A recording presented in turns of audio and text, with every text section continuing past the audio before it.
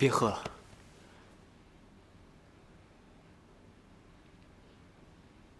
凭什么管我呀？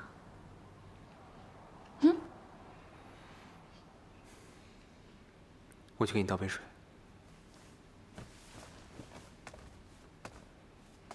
给我站住！王百川，我让你给我站住！你就是个懦夫，你觉不觉得你就是个懦夫啊？是谁说要背着我走一辈子的？是谁说的不管发生什么事情，都不会放开我？是谁说会努力赚钱，要给我一个家，要让我过得比所有人都幸福？你不就是做生意被人骗了吗？上当了吗？不就是骗了钱吗？不就是公司开不下去了吗？钱没了可以再挣，公司没了怎么样嘛？你至于颓废成这个样子吗？你没本事也就算了，你还怀疑我，怀疑你自己。你说你不是个懦夫，你是什么？哎，扭过来，你看着我，我让你看着我。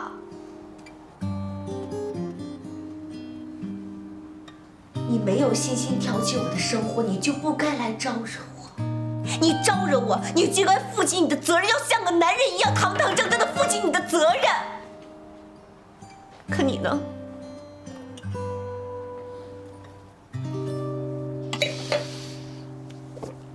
你太小看我了。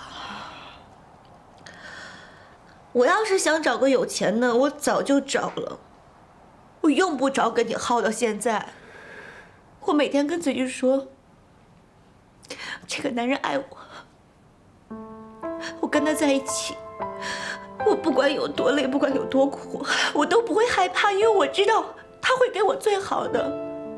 迟早有一天，我会跟他在上海扎根。我们两个会像出生在这个城市里的人一样，会有属于自己的天地，会有属于自己的家。我要的不多，我只想要个温馨的家，像这个城市里所有普普通通的人一样，有一个稳定的生活，有一个稳定的工作。我没有要大富大贵，可是为什么这个城市里所有的东西都不属于我，都跟我无关呢？哎呀，我31了，我都这么大了，可是我现在什么都没有，我什么都没有。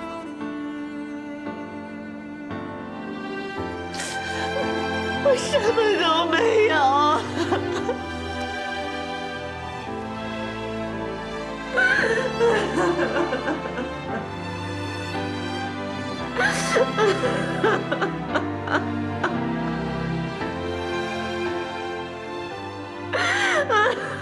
对不起。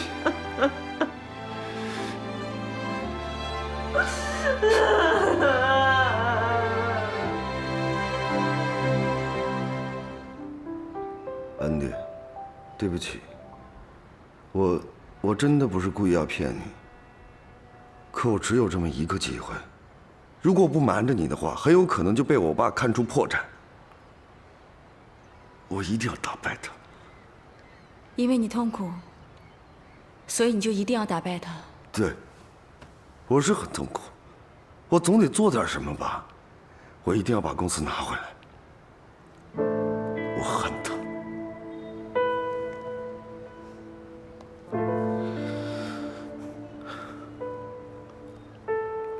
我也有恨的人，比如魏国强。但是我不能因为恨他，纵容自己做和他一样的事情。我之前之所以不让你那么做，就是很害怕你会变成像你爸一样。不，我绝对不可能变成他那样的人。我发誓，我绝对不可能变成他那样的人。安迪啊，你瞧瞧我这一家子。支离破碎，亲朋好友唯利是图。我爸呢，同样也恨我，恨不得立即把我扫地出门。我妈现在躺在病床上，什么时候能醒过来，我真的不知道。安迪，你相信我，我不会再骗你了。我现在什么都没有了。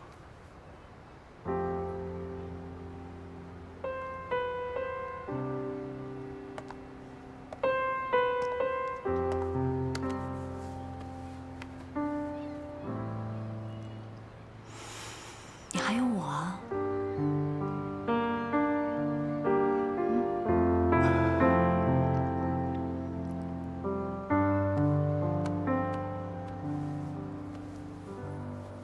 我把这些天的医药费单据都统计出来了，除了看护是收据，除此以外都是有发票的。你看一下，要是没问题的话，就在每张单据底下签个字，啊。关关，原来你平时上班是这样的，真威风。我看看，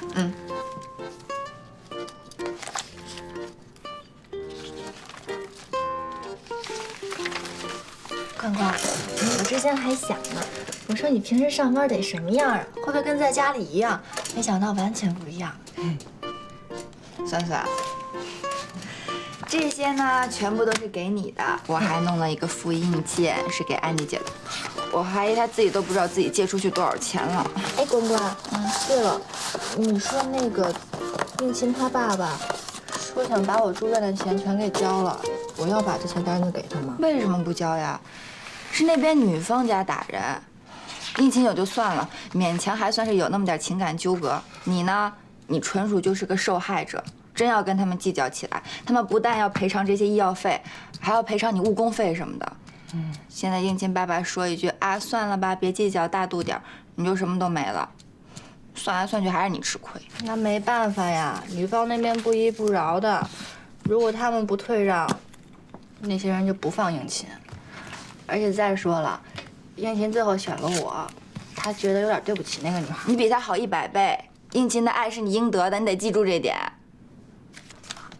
关关，你真好。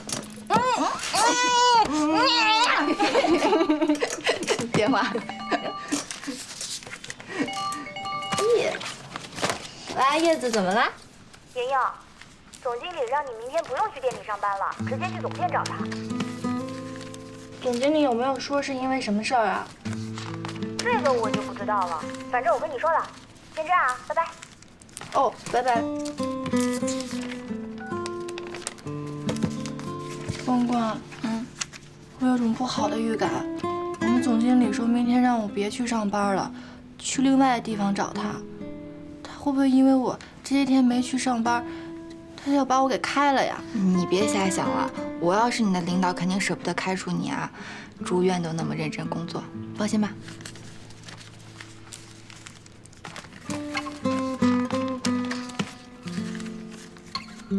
你把资料发我邮箱，我看一眼。好，拜拜。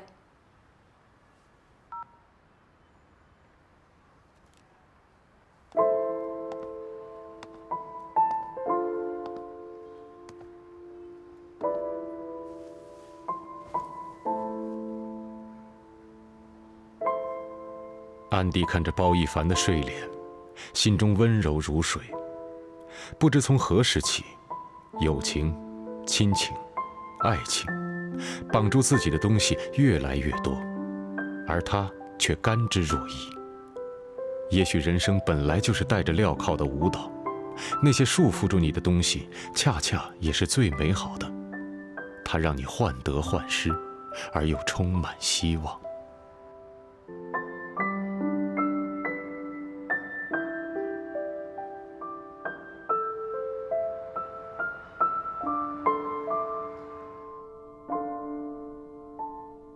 我爸妈周5中午就到了，饭店我都找好了。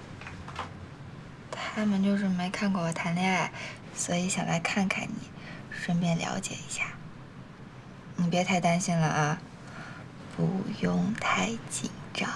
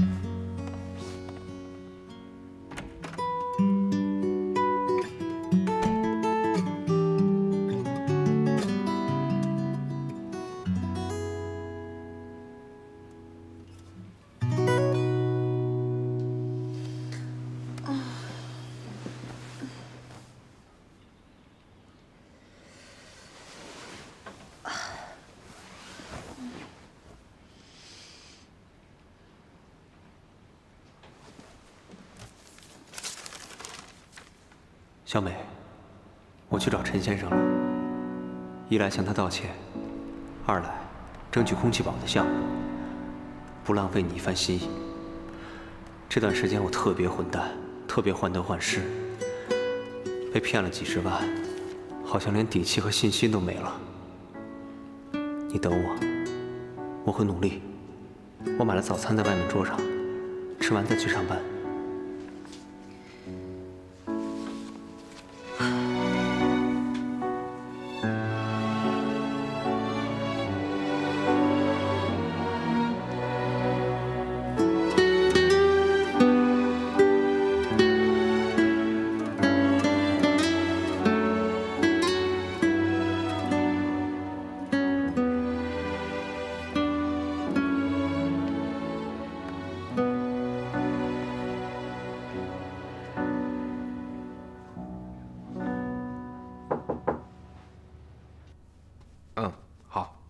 行，我知道了，先不说了啊，挂了，拜拜。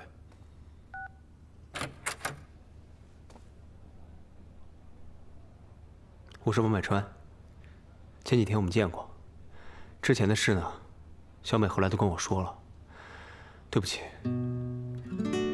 我不应该误会你们，更不应该动手。常听樊小姐提起她男朋友，真没想到是你这么个人。在我看来，你配不上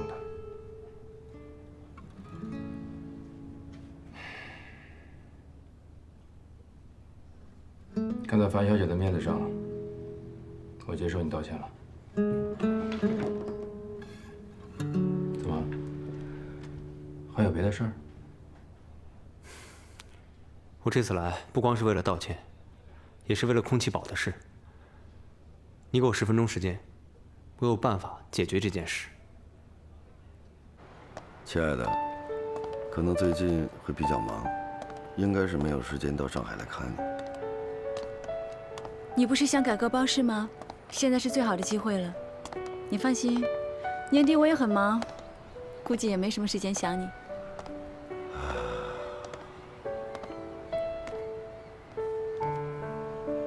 马上就要分开了。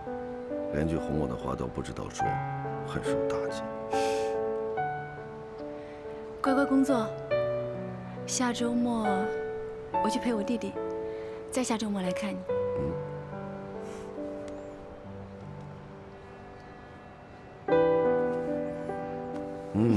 快走了。走了。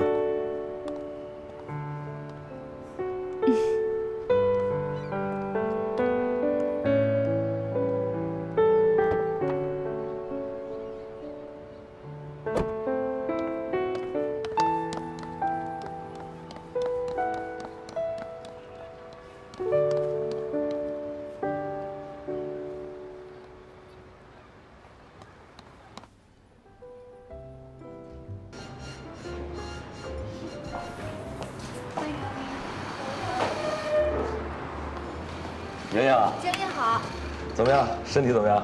我已经好了，完全好了，我腿已经全都康复了。是吗？哎，我跟你说，这是咱们公司新开的一家店，我带你走走。好。你呀，以后就在这家店工作。叶子呢，我也把他调过来跟你。如果人不够咱们再招人。总店网购这一块还是由你来负责。上次你跟我说的直通车小广告该花的钱咱就花，不报销。我是这样想的，最近非常流行的双11、双12，我们也可以参加嘛，对吧？进不了内场没关系咱们自己打折促销。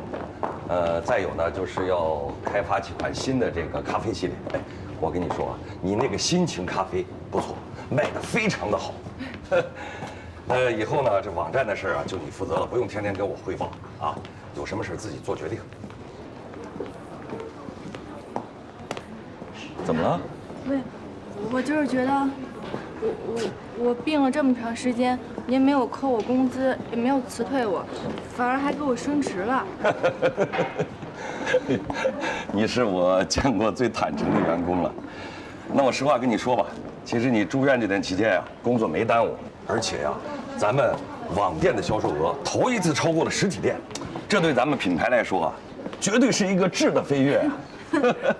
所以啊，升你职是应该的，公司还指望你带领大家呀，把业绩再提升一下的。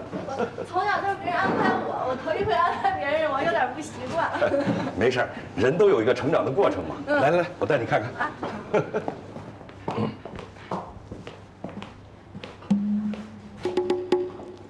怎么样？从今以后啊，这就是你的办公室。这以后是我的办公室了。是啊，洋洋，加油！我可看好你啊，把自己的能动性都发挥出来，让咱们网购的生意再上一层楼。谢谢经理，我会努力工作的。那就开始工作。好。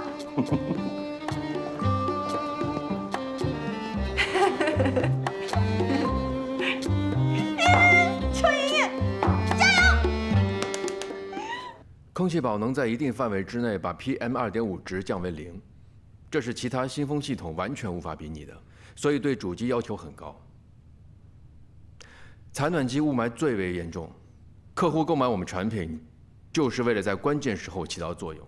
如果不能按时交货，对公司信誉影响非常大。我们询问了长三角上百家工厂，都没办法在这么短的时间内完成任务。你说你有办法？什么办法？我的办法很简单，就是分散生产，集中组装。我之前也听小美说了一下你们的情况，你们是想找一家工厂在短时间内完成这么大量的生产，一定是对工厂的生产规模和加工水平都是有要求的。这可以说的确挺难。但凡能接你们这样单子的工厂，他们手头不可能没有活。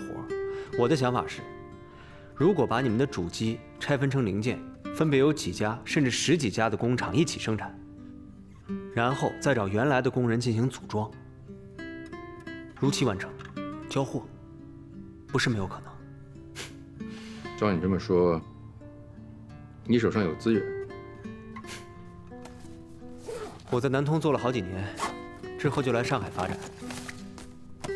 之前接的都是一些大型空调的零部件生产，对长三角的工厂非常了解。这是我列的单子，单子上面都是我接触的一些小代工厂，他们的生产规模和技术水准，我都在后面列出来了。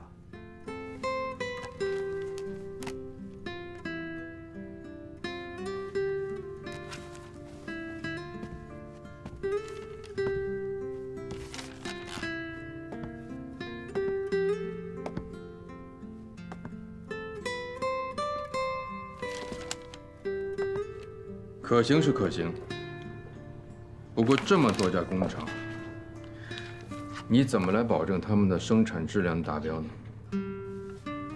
这些我都考虑过了。我的想法是，简单的零件由前面那几家技术低、生产力高的工厂做，复杂点的由后面那几家工厂做。后面那几家工厂我都合作过，技术水准还都算蛮过硬的。然后在上海找一个地方集中装配，发货。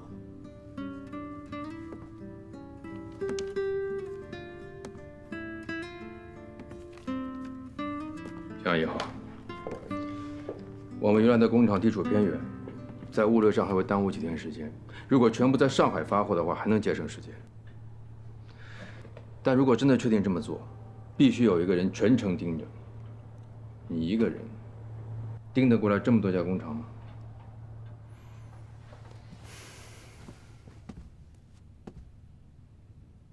能。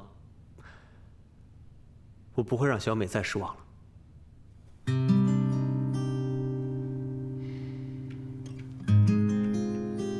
好，我马上和合伙人商量，你也立马联系工厂，一定要确定，马上开工。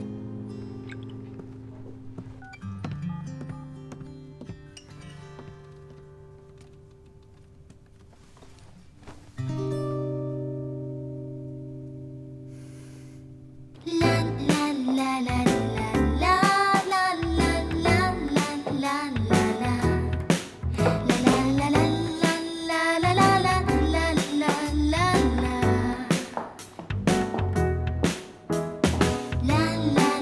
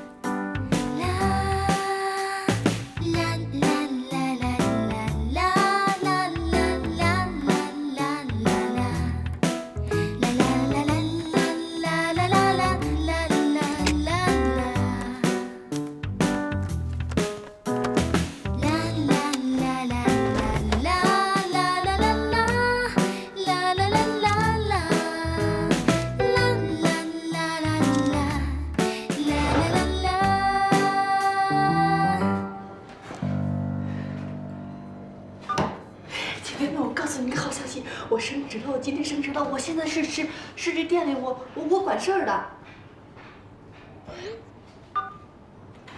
我今天晚上邀请你们来我的咖啡店做客。我咖啡店现在就我一个人。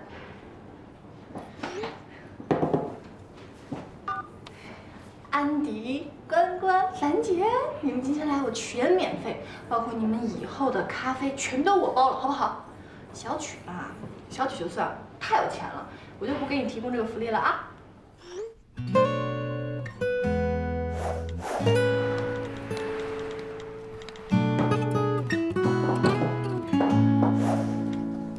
不包我的咖啡，我就不过去。最后一个什么鬼啊？滚！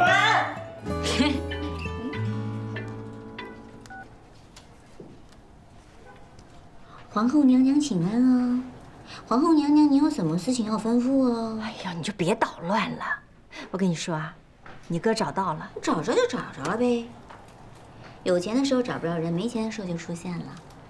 不愧是曲连杰嘛，挺能耐呀。哎呀，这回真不是这样。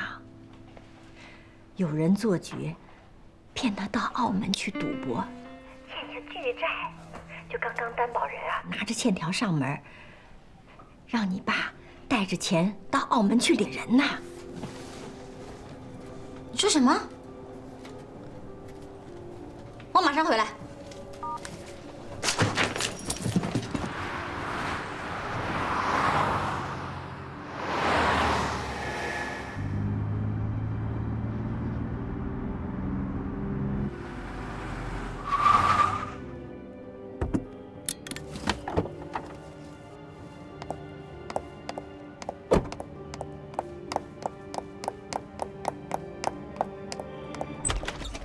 我不同意，我们家是有钱，可钱都投在公司里，我们哪来那么多的现金帮他还债呀？阿发，我知道你很生气，是，连杰赌钱是不对，可他毕竟是我的儿子，我能不着急不上火吗？再说了，之前我有个朋友就是因为赌钱不还，被人放在了通缉榜上，花再多的钱也要找到他。这都多少天了？好好的一个人，连个人影都不见，我能不担心吗？再说了，难道以后你让他这么提心吊胆的过日子？你看看担保人带着的资料上，不光有连杰，还有他的前妻、女儿，通通都在上面。难道你让他们也生活在危险之中啊？你还讲不讲理啊？是我让他们生活在危险当中，还是你儿子？公司不是我一个人的，为了拿地建楼，我们当初垫进去多少钱，你不是不知道。现在手上的几个工程全都等着现金周转，银行还有那么多的贷款要还，替他还钱，钱从哪儿来呀？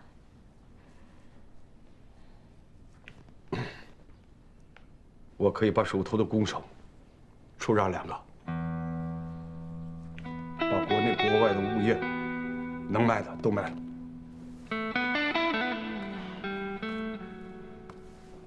哎，你做这个决定，你通过我没有啊？哎，公司的项目你说出让就出让，你问过董事会没有啊？老曲，当初你离婚的时候，你可是一文没带出的门儿。这么多年，我们挣下了这份家产容易吗？你就为了曲连杰这个败家子儿，你就不惜公司的利益，不惜损害我？你就不想想，有多少个亿经得起这么糟蹋？等等，曲连杰到底欠了多少钱啊？1个亿。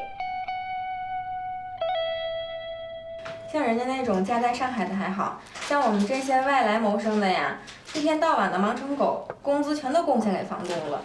哎呀，也真是不容易。哎，投胎技术差，没办法。都说人生是长跑，可是这有的人生在了起跑线，有的人生在了终点线，根本就没法比。可不就是？不过话说回来，在家纵有千般好呀，却有一点不好，那就是不自由。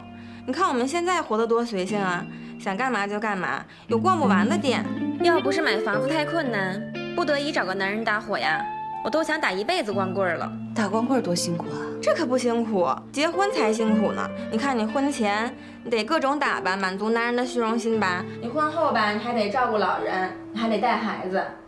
那你说句不好听的，那男人要有情义还好，要是没有情义的呀，把你榨干了之后就把你一脚给踹了，啊，压根儿都不管你死活。有男人也没用，自己那些糟心事儿还是得自己扛着自己消受。与其指望他们，还不如指望自己嘞。就是，咱们也算有资历的了，也有米有粮。现在这个社会又不需要胸口碎大石的力气活，还有什么我们对付不了的呀？下班一起逛街啊，樊姐。哎，别，小凡现在有男朋友，得男朋友优先。倒不是因为他，我最近有点累，想回去早点睡。下次吧，我喜欢跟你逛街。好吧。莹莹，你这办公室可真棒。哎，还真别说，现在看你还真挺像模像样的，感觉特别难想象。我感觉你前几天还是那种只知道速溶咖啡，结果现在你突然就变成咖啡店的店长了。嗨，谁都有成长。就像那谁说的，说我们对待工作要像对待谈恋爱一样投入，因为我们的男朋友不知道什么时候就会抛弃我们，可工作不会，只要我们努力了，就会有好的回报的。也是，哎，你说人为什么一定要上赶着结婚谈恋爱啊？一个人不是挺好的吗？轻轻松松的，想吃吃，想喝喝，想干什么干什么，有一大把的时间跟朋友在一起，不用下了班就赶去约会。哎，你说有这个时间，你在单位多拍拍领导的马屁，说不定也有升迁的机会啊。图什么呀？爱，爱在现实面前就是不堪一击。成年人整天把爱挂在嘴上，那就是个幌子，就是个遮羞布，绝对是轻飘飘的，你知道吗？你知道成年人最可悲的是什么呀？就是永远觉得自己有爱，会被爱，这其实就是欺骗自己，欺骗别人。关关，爱是需要条件的，物质条件知道吗？别觉得我庸俗啊，这可是一个过来人的切身体会。你没有物质条件，就没有资格谈爱。哎，你们什么时候说想着开始谈恋爱的呀？我记得我好像是看周围人都开始谈恋爱了，想谈恋爱就蠢蠢欲动。我好像也是，我好像是突然开窍了。大二的时候，我怎么没有确切的开窍时间呢？但是我从小学就可以成熟应对那些纸条什么的了。天哪，这人和人待遇也差太多了吧？我这从小到大我都不知道纸条长什么样，而且我们班有人谈恋爱，我都是毕业之后听别人说我才知道。今天我是找到答案喽！哈，就是那些年我们追的女孩，像咱俩这种，完了就闲置了，谁让她是美女呢？哎，我跟你们说个事特别搞笑。那个时候我们班有个女孩跟我特别像，然后我俩有一天不知道抽什么风了，就说要找一个男孩多的地方，我俩去测试一下。那个时候我们学校门口有一个咖啡店，那儿的男孩特别多，然后我俩就化上妆，选了一条觉得特别漂亮的裙子，还在小卖部买了一包烟。你为什么？那是我第一次抽烟，也是我最后一次抽烟。然后我俩不是都拾掇完了吗？然后我就觉得天哪，简直自己魅力四射，就在那儿待了一晚上，结果愣是没有一个男孩过来搭讪。后来我现在想吧，你说我们俩小生瓜蛋子就在那儿装老成，肯定别人一看就能看出来。这跟生瓜蛋子没有关系。哎，主要是你说你一看就是个好姑娘，那男生就怕被你拒绝没面子呀。最好的办法就是找能够跟他们认识的男孩一块儿去，那么大家伙互相介绍一下，哈拉一下，不就认识了？不是这样的，如果是美女呢，比如说像你这样的，或者说是像那个安迪姐、小曲那样的，那结果肯定不一样，男孩肯定勇往直前就过来了。那样当然更容易些了。后来呢，还有什么尝试啊？后来什么呀？我失败一次，我都打击的就不行了。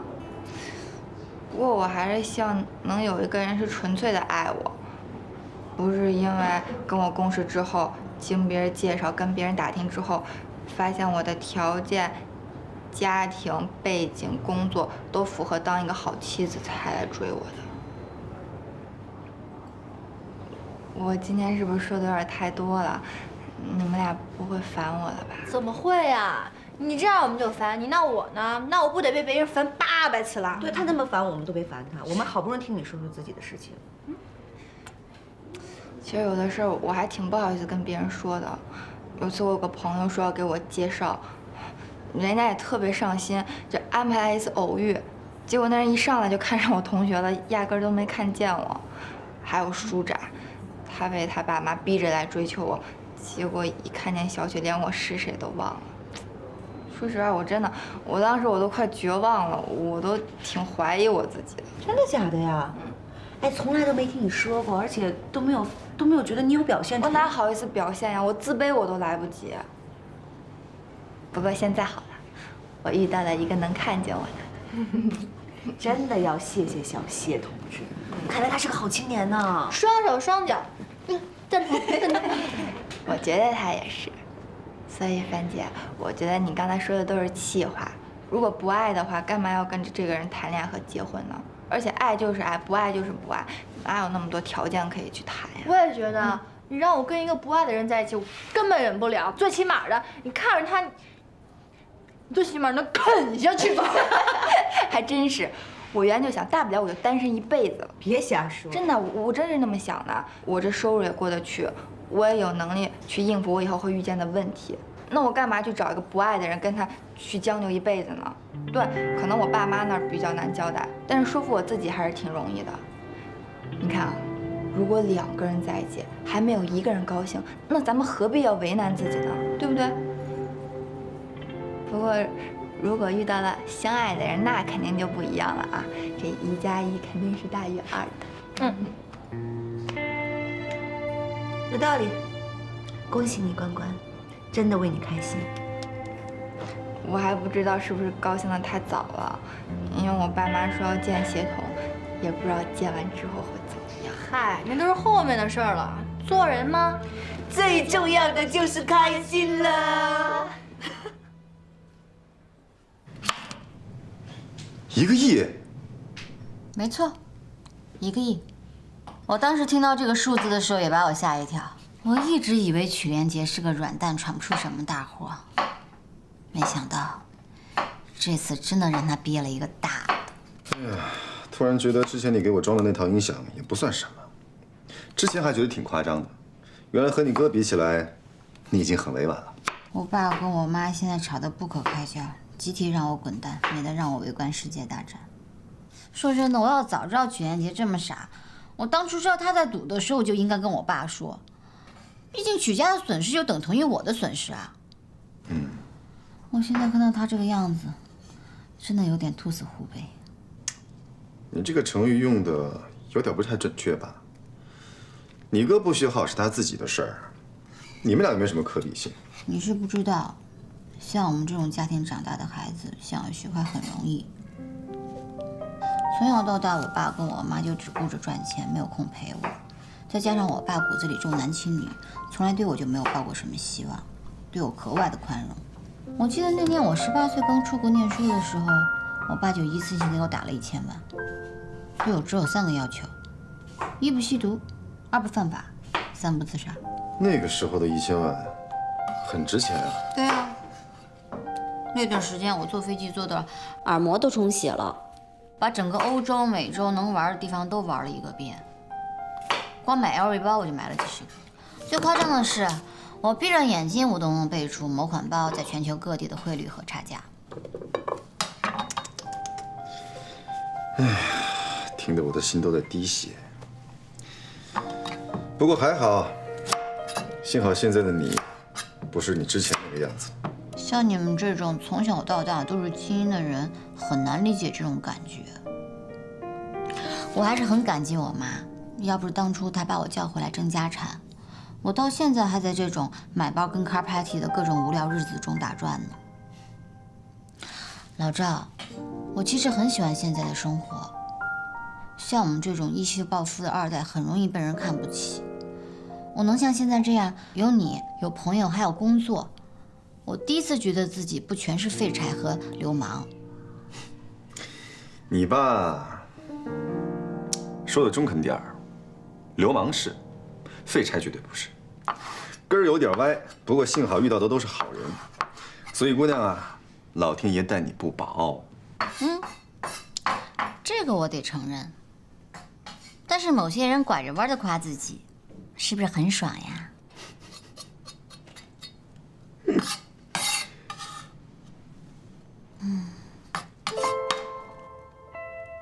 关雎尔的话，在樊胜美心中激起了阵阵涟漪。她的收入比关雎尔更过得去，她的能力更强，足够解决自己的问题。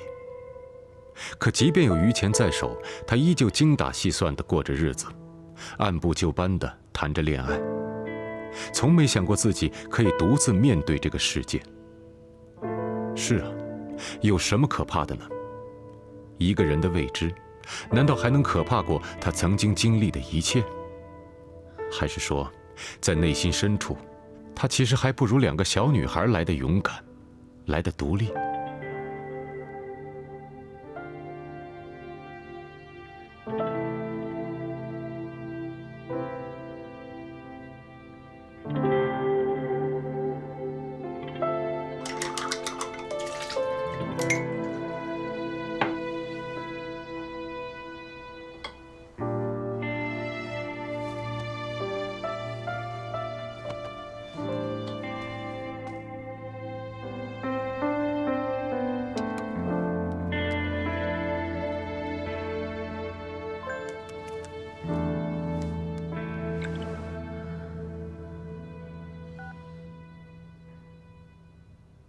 小美，我这些天都在忙空气宝的事，四处跑，每天平均要跑3、4个厂子，很忙，也很想你。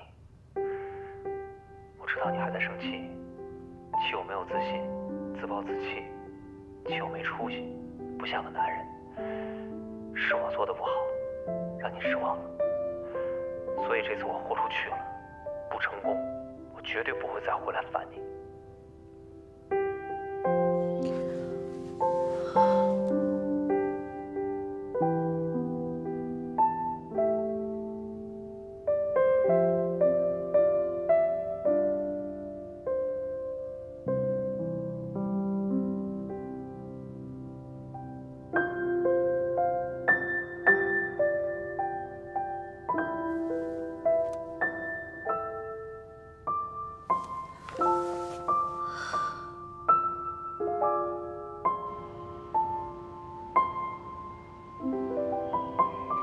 说正题，你一会儿跟我说我那个小公司打理的不错了，一会儿又说我跟赵医生的事儿。